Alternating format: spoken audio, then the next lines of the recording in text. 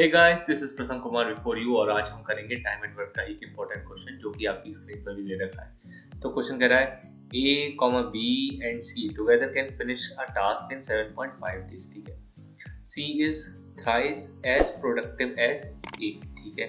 And B alone can do the task in 15 days. ठीक है।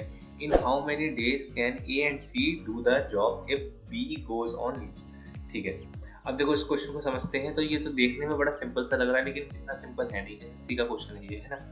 देखो कह रहा है together finish A B C तीनों मिलके A plus B plus C तीनों मिलके कितना 7.5 डेज में निपटा देंगे सारा काम। अच्छा अगली बात क्या बोल रहा है, C is thrice as productive as A. ठीक है, मतलब वो तो एफिशिएंसी का रेशो हो जाएगा।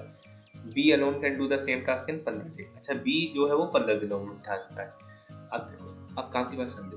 देखो पीछे हम क्या करते जाते थे, इन दोनों का एलसीएम वैसे क्या बनेगा 15, तो हम पीछे वर्क को 15 मान लेते थे। ऐसा ही तो करते हुए आ रहे थे हम।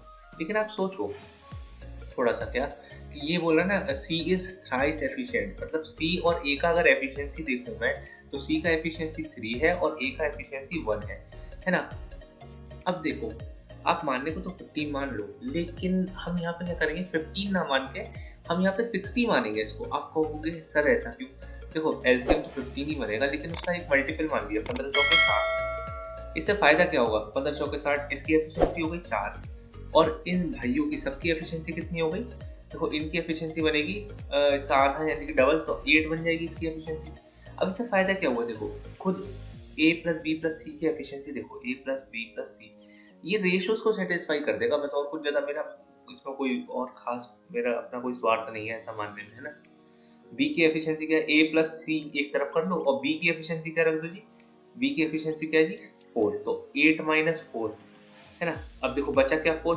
देखो इसे एकदम आसानी से समझ में आ रहा है ना। अगर टोटल एफिशिएंसी 4 है इसका मतलब एक सी की एफिशिएंसी 3 और ए की एफिशिएंसी 1 और 3 प्लस 1 4। हालांकि ये रेशोज हैं, एक्चुअल वैल्यू नहीं है, इसलिए मैं 60 मान लिया।